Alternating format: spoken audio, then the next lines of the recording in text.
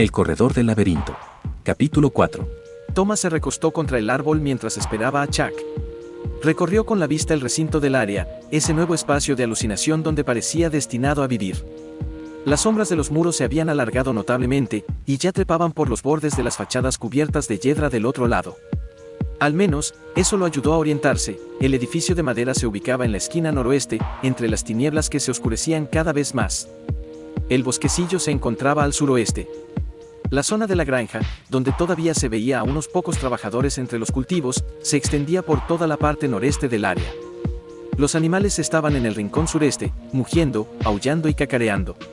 Justo a la mitad del patio, el enorme agujero de la caja seguía abierto, como invitándolo a saltar en él e irse a su casa. Cerca de allí, unos 6 metros hacia el sur, había un edificio bajo, de toscos bloques de concreto, sin ventanas y con una amenazadora puerta de hierro como única entrada. Tenía una gran manija redonda que parecía una rueda de acero, como las que hay en los submarinos. A pesar de lo que había visto hacía un rato, no sabía qué sensación era más fuerte, la curiosidad por saber qué había adentro o el miedo de descubrirlo.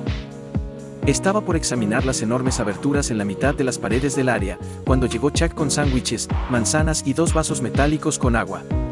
Una profunda sensación de consuelo se apoderó de él, no estaba totalmente solo en ese lugar. Sartén no se mostró muy feliz al verme asaltar la cocina antes de la hora de la cena, aclaró, sentándose al lado del árbol y haciéndole una seña para que lo imitara. Tomó un sándwich pero luego dudó al recordar la imagen espeluznante y monstruosa de lo que había visto en la choza. Sin embargo, pronto el hambre ganó la partida y le dio un gran mordisco. El maravilloso gusto del jamón, el queso y la mayonesa inundaron su paladar.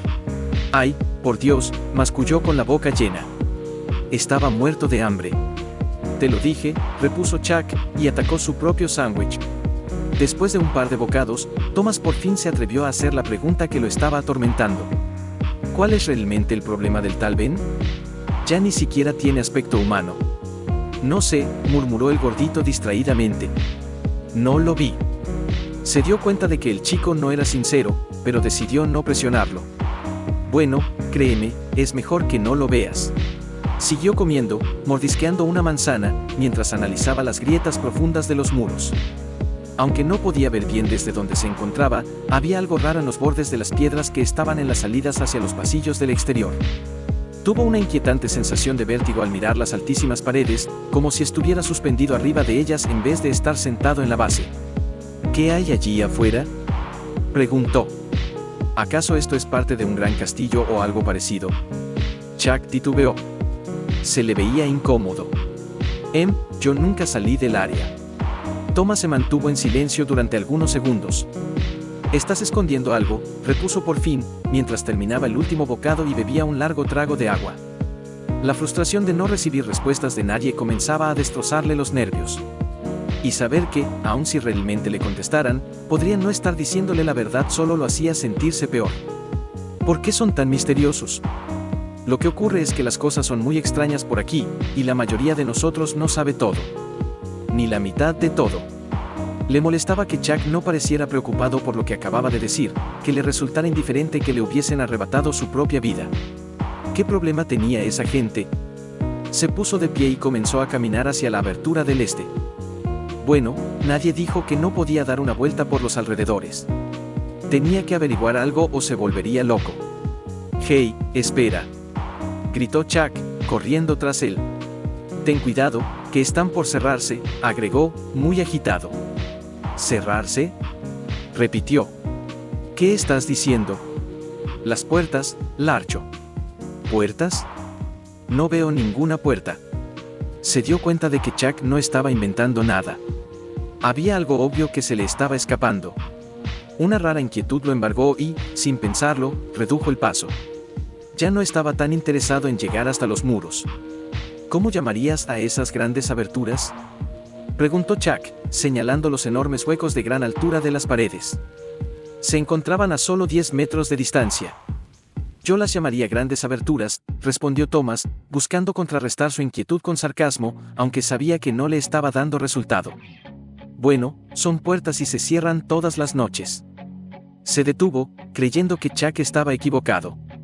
Miró hacia arriba, hacia cada lado, examinó los inmensos bloques de piedra, y entonces el desasosiego se convirtió en terror. ¿Qué quieres decir con eso de que se cierran?, Puedes comprobarlo por ti mismo en un minuto. Los corredores regresarán pronto, y entonces esos grandes muros se van a mover hasta que los huecos queden cerrados. «Estás enfermo de la cabeza», exclamó Thomas. No se imaginaba cómo esas gigantescas paredes pudieran ser movibles. Se sentía tan seguro de eso que se relajó, pensando que Chuck le estaba haciendo una broma. Llegaron al inmenso hueco que conducía al exterior. «Esta es la puerta del este», explicó Chuck, como quien muestra con orgullo una obra de arte de su creación. Thomas apenas lo escuchaba, que estaba sorprendido por las dimensiones que tenía todo eso, visto de cerca. La abertura en la pared tendría unos 6 metros de ancho y se elevaba hasta una gran altura. Los bordes eran lisos, a excepción de un extraño diseño que tenía en ambas partes. En el lado izquierdo de la puerta del este había profundos orificios de varios centímetros de diámetro cavados en la roca, dispuestos a 30 centímetros de distancia entre sí. Comenzaban cerca del suelo y seguían hasta arriba de todo. En el lado derecho, unos conos, también de varios centímetros de diámetro y unos 30 de largo, sobresalían del borde del muro, situados de la misma forma que los agujeros que se encontraban en el lado de enfrente. La finalidad era obvia. ¿No estás bromeando?, preguntó, sintiendo que el miedo lo invadía nuevamente. ¿Entonces no te estabas burlando de mí? ¿Los muros se mueven de verdad? ¿Por qué iba a inventar algo así? Le resultaba muy difícil imaginar algo semejante. No sé. Yo creí que habría una puerta que se cerraba o una pequeña pared que se deslizaba desde adentro de la grande. ¿Cómo puede ser que estas paredes se muevan? Son inmensas y dan la impresión de llevar aquí miles de años. La idea de que esas moles se cerraran y lo dejaran atrapado dentro del área era totalmente aterradora. Chuck levantó los brazos en señal de clara frustración. ¿Qué sé yo? Se mueven y listo. Hacen un chirrido que te rompe los oídos. Lo mismo ocurre afuera, en el laberinto, esos muros también se deslizan todas las noches. Sorprendido ante el nuevo dato, se volteó bruscamente. ¿Qué acabas de decir? Acabas de llamarlo laberinto. Dijiste, lo mismo ocurre afuera, en el laberinto. Chuck se puso todo colorado. No hablo más contigo. Se acabó la charla. Caminó de regreso hacia el árbol en donde estaban antes. Thomas lo ignoró. Estaba más interesado que nunca en lo que sucedía afuera del área. ¿Un laberinto? Delante de él, a través de la puerta del este, podía divisar pasadizos que se dirigían hacia la izquierda, hacia la derecha y hacia adelante. Las paredes de los pasillos eran similares a las que rodeaban al área y el piso estaba hecho de los mismos enormes bloques de piedra del patio. La hiedra parecía mucho más densa allá afuera. A la distancia, más huecos en los muros conducían a otros senderos y más lejos, a unos 100 metros, el pasadizo que iba hacia adelante terminaba en un callejón sin salida. «Parece un laberinto», susurró Thomas, riéndose en su interior, como si todo no fuera ya suficientemente raro. Habían borrado su memoria y lo habían puesto dentro de un inmenso laberinto. De tan alucinante que era todo, resultaba gracioso. El corazón le dio un vuelco cuando vio que un muchacho salía inesperadamente de uno de los callejones de la derecha y avanzaba hacia él por el pasillo principal. Estaba cubierto de sudor, tenía la cara roja y la ropa pegada al cuerpo. Al ingresar al área, le echó una mirada rápida a Thomas y se dirigió directamente hacia el edificio más bajo, ubicado cerca de la caja. Clavó los ojos en el exhausto corredor, sin saber por qué ese nuevo suceso lo asombraba tanto. ¿Por qué no habrían de salir a explorar el laberinto? Luego se dio cuenta de que había más chicos entrando por las otras 3 aberturas del área, todos tan agotados como el que acababa de pasar corriendo junto a él. No podía haber nada bueno allá afuera si volvían en esas condiciones. Observó con curiosidad el encuentro delante de la gran puerta de hierro del pequeño edificio. Uno de ellos giró la manivela oxidada, gruñendo por el esfuerzo. Chuck había dicho antes algo acerca de unos corredores. ¿Qué habrán estado haciendo allí afuera?, pensó. La puerta finalmente se destrabó y, con un ruido ensordecedor de metal contra metal, el chico la abrió por completo. Desaparecieron en el interior, cerrándola con un gran golpe. Thomas miraba todo mientras su mente se afanaba por encontrar alguna posible explicación a lo que acababa de suceder. No se le ocurrió nada, pero había algo en ese edificio viejo y horripilante que le ponía los pelos de punta y le producía un inquietante escalofrío. Alguien lo jaló de la manga, sacándolo de sus pensamientos. Chuck había regresado. Antes de que pudiera reflexionar, las preguntas brotaron de su boca. ¿Quiénes son esos tipos y qué estaban haciendo? ¿Qué hay dentro de ese edificio?, exclamó sin detenerse, mientras giraba señalando la puerta del este. ¿Y por qué viven todos ustedes dentro de un maldito laberinto? La insoportable presión de la incertidumbre le taladraba la cabeza. No voy a decir una palabra más, contestó Chuck, con una autoridad desconocida en su voz. Creo que debes ir a la cama temprano, necesitas dormir. Se detuvo, levantó un dedo y aguzó el oído, está por ocurrir. ¿Qué cosa?, preguntó, pensando que era un poco extraño que, de pronto, Chuck actuara como un adulto en vez de ser el niño desesperado por tener un amigo de hacía un momento. Se escuchó un gran estruendo, seguido de horribles chirridos y crujidos. Retrocedió dando traspiés y cayó al suelo. Parecía que la tierra temblaba. Miró a su alrededor con pánico, los muros se estaban cerrando de verdad, dejándolo atrapado dentro del área. Lo invadió una sensación de claustrofobia que comprimió sus pulmones, como si se llenaran de agua. Tranquilo, nuevito, le gritó Chuck por encima del ruido. Son solo los muros. Estaba tan fascinado y sacudido por el cierre de las puertas que apenas lo oyó. Se puso de pie y dio unos pocos pasos temblorosos hacia atrás para observar mejor, pues le resultaba muy difícil creer lo que estaba viendo.